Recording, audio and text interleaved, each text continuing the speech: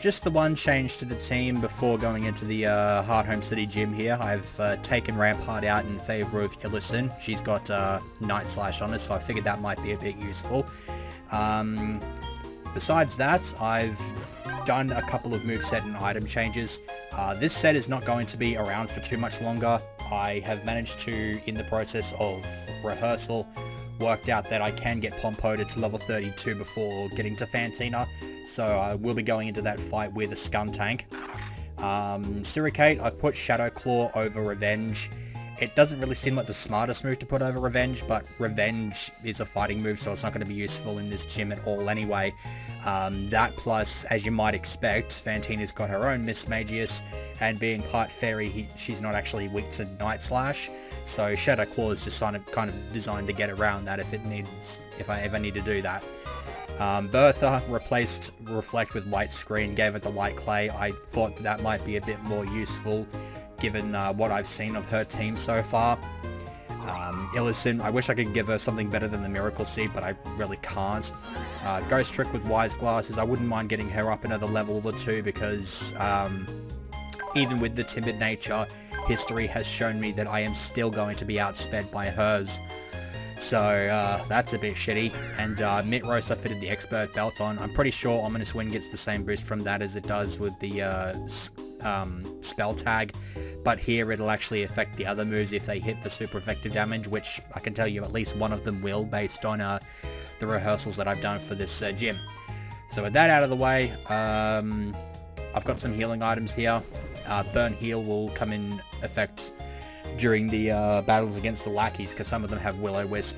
Thought I might as well grab the other ones in case shit tends to go south, and I should have enough sleeper potions to get me through this place.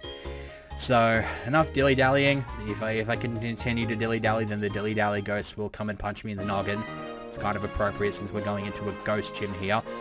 And this guy will explain to you the gimmick of the place. And so you get like a flashlight. There's no like fanfare or anything like that.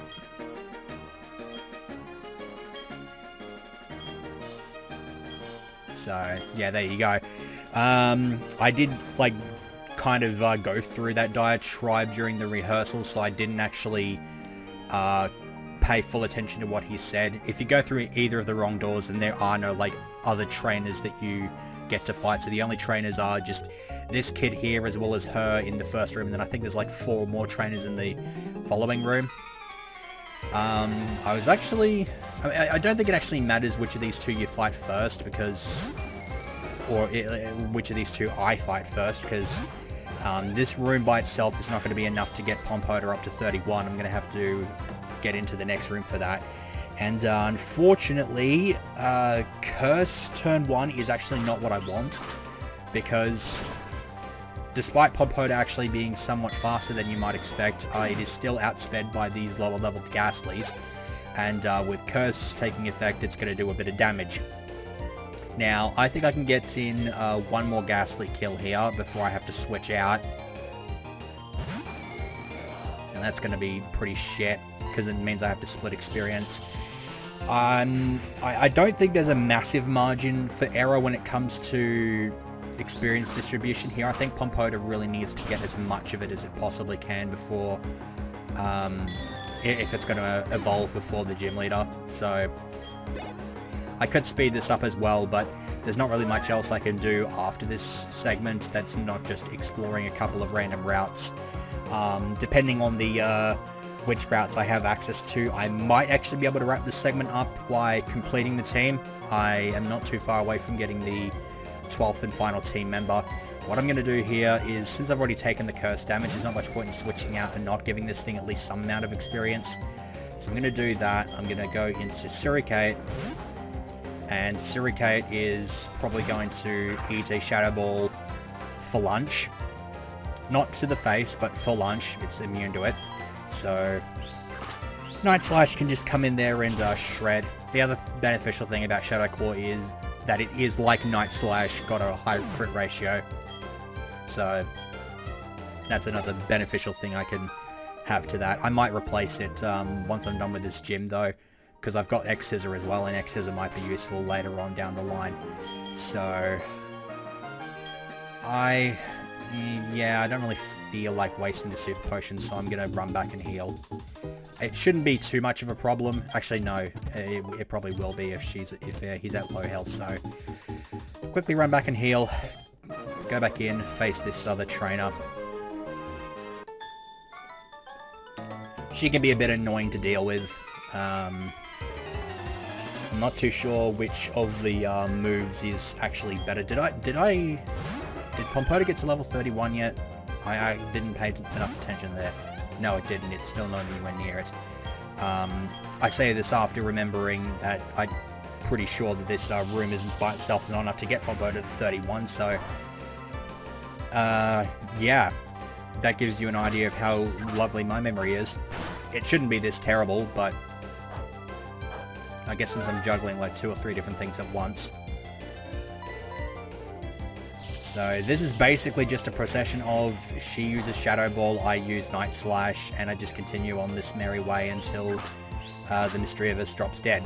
That's basically how this goes down, so I'm just going to speed up this last turn. She'll sometimes use Pain Split, which is annoying, but there's not much you can do about that. So here's the blue tile in question. It has a circle on it. If we can like show that, yeah, circle. So we want to go and find the door that has the circle in front of it, which is this one. Do I want to use a super potion? Yeah, I might as well. I would go back and heal, but yeah. I probably could have gotten away with one more battle without even using the super potion, just because this trainer here is usually not that difficult. So the next door we want to look for is one with a star on it. We'll try to keep that in the memory banks as long as we can. It'll probably involve me just having to breeze through the rest of these trainers. So, Shuppet, one-shotted with Night Slash. These are not a threat at all, so I'll just get rid of these. So there's 31, tries to get Poison Jab. Gonna put that on over Slash. It's a pretty clear upgrade if you ask me. Don't have to worry about the crit ratio because I've got Poison Jab, which can potentially poison. Not that that's really a big deal at the moment because I've got Toxic, but at some point I may end up getting rid of Toxic, and so Poison Jab might come in handy in that regard. So another Night Slash to the face, and then for Duskull, this is where the Burn Heals are probably going to come in handy because Duskull is slightly tankier than I would like for it to be at this point. It's opted for the Shadow Sneak here though, which I'm quite happy with. And Night Slash actually does have a chance to fail at the knockout, but here it actually it gets through. So that's nice to have. Lovely. So from there, I think we want to take on this guy next, just to get him out of the way. He's a bit obscure. So I'm going to knock him over, and I think he leads with a Duskull. I'm not so sure how many Duskulls he's got, but these things will be kind of annoying. I think the last one I fought was level 27, so if this thing tanks, I'm going to be annoyed. And okay, critical, that works. And what else has he got? He's got Shuppet, well that's dead, and then he's got another Duskull. And yeah, tanks it, but it's fine, because I outspeed anyway. Outside of Shadow Sneak, so even if it tried to go for a Will-O-Wisp there, then it's just like, I'm using Poison Jab. You're dead. Okay, so we're nearly there. We're nearly ready to evolve this thing. So I guess we're just gonna have him knock over whoever this schmuck leads with. Which is a Haunter. Probably outspeeds me and smashes me with something. Let's see how this goes down. No, I can curse. I don't really care. I'm going to be switching Pompoda out here anyway once it hits level 32, since it's not going to need any more experience after that. I'd like to try to focus the remainder of the experience here onto probably Ghost Trick, just to try to maybe get some more speed into this thing. Not that I'm expecting it to be all that beneficial. Alright. Yeah. What she's about to send in. Rotom. Okay. Yeah, I think we'll just sweep the rest of her team with Ghost Trick. I would spread the experience out across the other team members, but none of them I expect are going to really be excelling in the speed department, at least in a contest against Fantina's fast mons. I think she's just kind of got the edge there, which is a bit rough. It actually made me somewhat consider the idea of using what do you call it, $3, just because Gyro Ball might be useful, but it's part psychic, it does not resist ghost, it's probably going to get one-shotted. If I could evolve it this segment, then it might be alright, but that was this right here is very irritating. I'm not going to find myself in a lot of situations where I'm going to be able to get Fantina's Pokemon down to this spot and kill them with a Shadow Sneak, because she'll probably heal. She's a gym leader, of course she's going to heal stuff.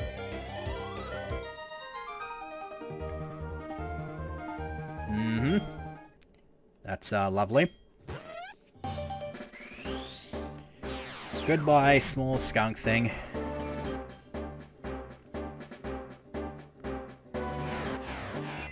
Hello, big stinky fat fucking skunk thingy. My next match against Jupiter is going to be a load of fun, isn't it? And Flamethrower. I was actually considering potentially going into the gym leader fight without evolving Pompoda, just because Smokescreen might come in handy, but I feel like it's a bit too niche. I don't expect Flamethrower to do a whole lot either, but I think the reason I want Pompoda evolved here is more because of its bulk, as opposed to just anything else, which the Smokescreen might come in handy for, but yeah. I don't really want to say no to any of the moves that's on its set at the moment, so I think I should probably switch Pompoda out of the front slot of the party there. Now, yeah, might as well. I shouldn't be too much. Yeah, I shouldn't really be too stingy with my money. As a matter of fact, that actually occurs to me. Yeah, I might as well give the amulet coin to Illison, because I don't expect her to be using Seed Bomb too much. So I don't think that the Miracle Seed will really come into effect that much. If I had Black Glasses, I'd give that to her, but might as well just roll with the amulet coin. If she comes in at any point during the battle, then Fantina's going to give me double the cash stack, so that'll be nice. Once I've done here, I'm going to go back, do a proper heal at the Pokemon Center, buy a couple more Super Potions just to top myself up a little bit, and then I will probably move on from there. So I need to find a door that does not have the heart shape on it, in that case, or when I get out quickly. Okay, Shadow Ball, 32. Sableye, Draining Kiss. That's another little awesome thing about having access to the Fairy type. It means Sableye is actually weak to something. Shedinja, Shadow Sneak to the face. I don't need to waste anything else, this thing only has 1 HP. Rip. I do commend him for having a Shedinja in here. It's like one of those gimmicky things, and because it's a ghost gym, it's just like, yeah, fair enough. Yeah, I think he was like a bit too obnoxious for his own good there, so we'll just go ahead and walk into this door, I guess. And out we go. Very easy. I don't think I have to, like, battle any of those trainers again either, so that's not a huge problem. So, in my rehearsals of the gym leader fight, I have not actually managed to find any success, so it's quite possible that Fantina might just be far too strong for me at this point, which is going to suck, because then I'm going to have to go out to Route 208 and do some more grinding, which I don't really want to do, especially in the middle of a recording. So I guess I'll just have to hope that that's not something that I have to do. Triangle, is it? Yep. And then, where's the tile going? There it is. What does this one require of us? Sun. Sun, I think, is like all the way to the left. Yep, here it is. Okay, so there's Fantina. I thought that this required 3. There was like 3 rooms to this, but apparently not. I'll be happy with that. Okay, save state in slot 8. Who do I want to lead with? Mitt Roast was a pretty decent lead, just because Discharge was doing a lot of stuff. The only issue though is that she'll almost certainly be following this up with either Miss Magius or Gengar, both of which have probably got something that can get rid of Bertha in one shot. So I'm going to try something untested here, and I'm actually going to lead with Bertha and try to get the light screen up here. So let's load state so that I... save state rather, so that if I do have to load state I don't have to switch the team out over and over again. And we'll give this a shot. Yeah, stop twirling around. Fight me. Yeah. I mean, you're supposed to try to win, kick some ass, and, like, try to kick my ass as much as you can, but you're not supposed to, like, be unbeatable, because that would be boring as shit. Okay, light screen. Should be able to eat this air slash easily enough. Drifblim's not, like, immensely offensive. The air slash does have a chance to flinch, though, which I'm lucky that didn't come into play. So now that I've got the light screen up with the light clay, that'll be 8 turns of protection from special attacks. It's going to be really good. Oh, shit, Calm Mind. That's not good. I guess she was planning on using that to counteract the light screen, which is going to suck. Discharge.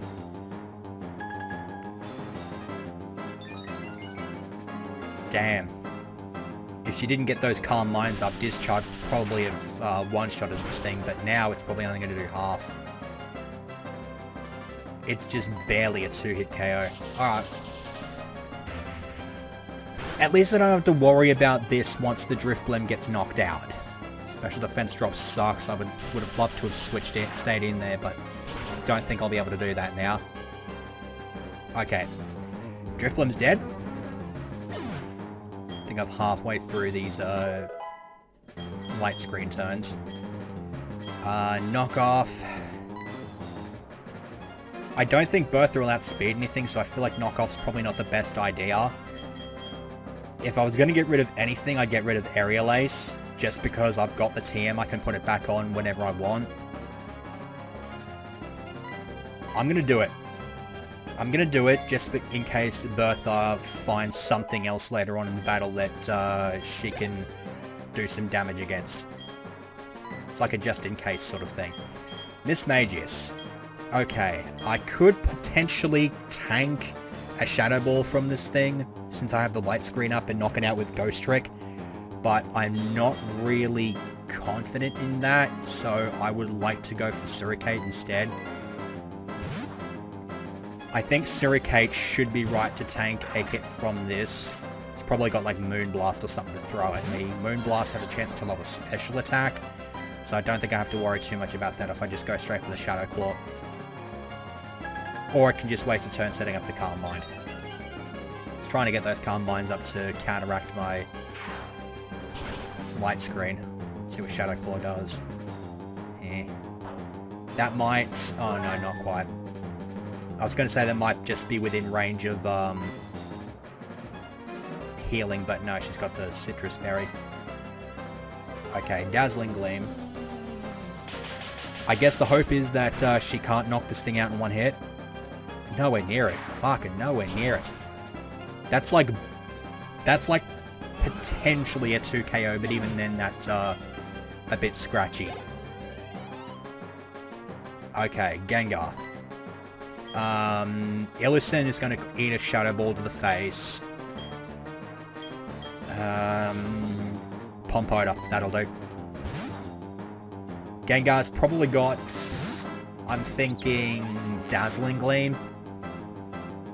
I'm pretty sure it has access to Dazzling Gleam, but the light screen is still up for at least one turn, so neither of its stabs are going to do anything, so it's got to rely on the non-stab attack here. And that's not doing anything, so this light screen was definitely the play here. Okay, so she's going to waste a turn here and heal this thing. So I guess we just go for another Night Slash. She might even use another turn to heal this Gengar. Like, the more turns I have to hit Night Slash, the more likely I am to hit a crit. Okay, there goes the light screen. Depending on what she sends out after this Gengar, I might use a turn to heal Bertha, try to get her back in and get up another light screen. She might have some more physical mons to follow up afterward though. So we'll see what she's gonna bring in to replace this Gengar.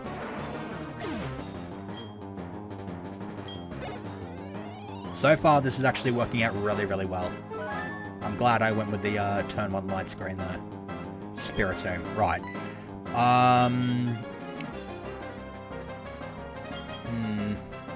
You know what? I'm gonna go in with Bertha.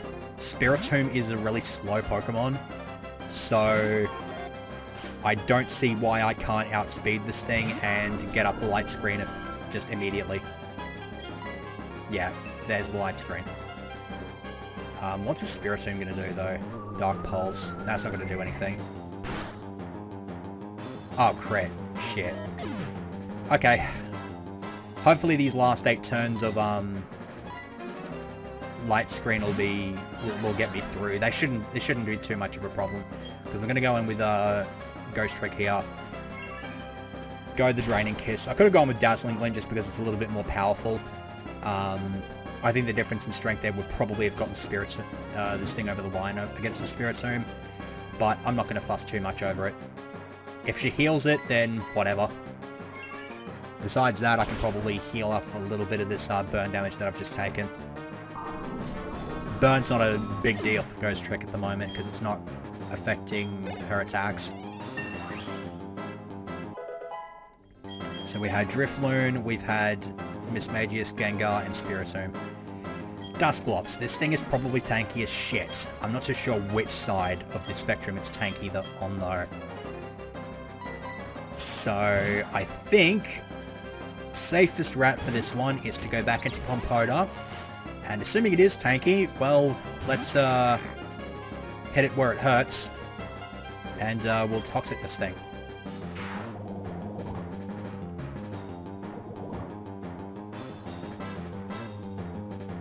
Shadow Punch, yeah. Being tanky means Dusclops probably doesn't have much in the way of outright offense, so I'm not at all threatened by Shadow Punches. So now I guess the plan is to just get a crit with Night Slash and maybe hopefully Toxic will finish it off. Will-O-Wisp certainly isn't helping the cause. I think if she is going to heal this Dusclops at all, like whether it's got like a recover attack or something like that, it's probably not going to get rid of the poison. So I should probably just take this turn to use a burn heal and get rid of that burn. I don't at all feel threatened by this Dusclops. I really don't. If the only thing that it feels it can hit me with is Shadow Punch, then I'm just chillaxed here. That's about it.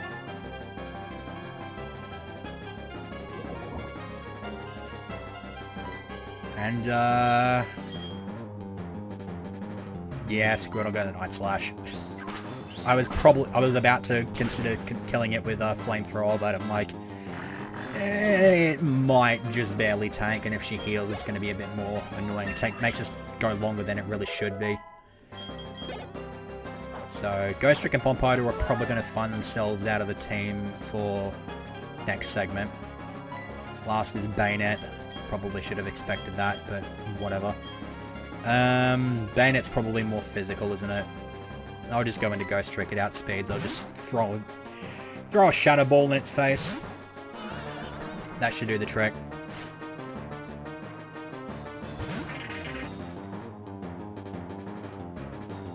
Mm-hmm. Ate it.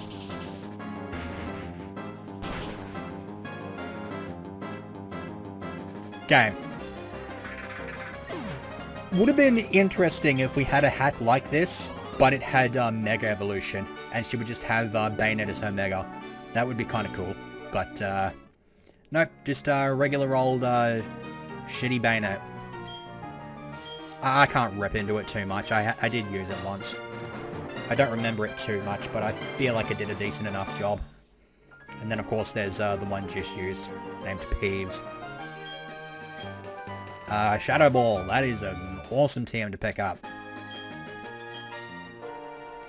Is there anything else that can actually get this besides the obvious fair? Listen, now that I think about it being pretty damn obvious. Mitt Roast.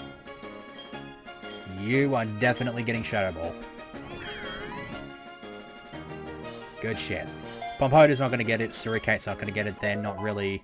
Only reason I've got Flamethrower on Pumpota just is because of its type coverage. Okay. Teleporting out. And checking to see which of the routes I am forced to go to next. Oh, I can go through this route? Oh, shit. Okay, I was planning on going in this direction if I was able to because I wanted to get my last team member, but no, Fafe has decided that I'm not allowed to do that. I'm not doing that fight in this segment. I'm going to save that for next segment. So I guess I might as well have a look down here. Probably not going to do a whole lot. Uh-oh.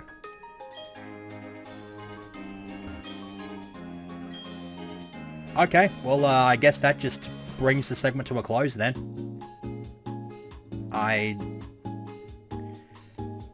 Because I can't go down to Route 212, I think it was, because the fucking TV crew is still there, and I'm not at all keen on fighting Fafe at the moment, so I guess we're just going to pull it here.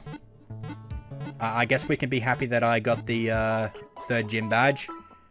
I guess before I end the segment, let me check the Pokemon. Yay, Great Balls. Oh my god, Super Repels, yes! Thank Christ. We finally have these things. It's not going to be a freaking ordeal going after Pokeradar Mons now. Not that it really was with the Repels, but these are just so much more cost efficient.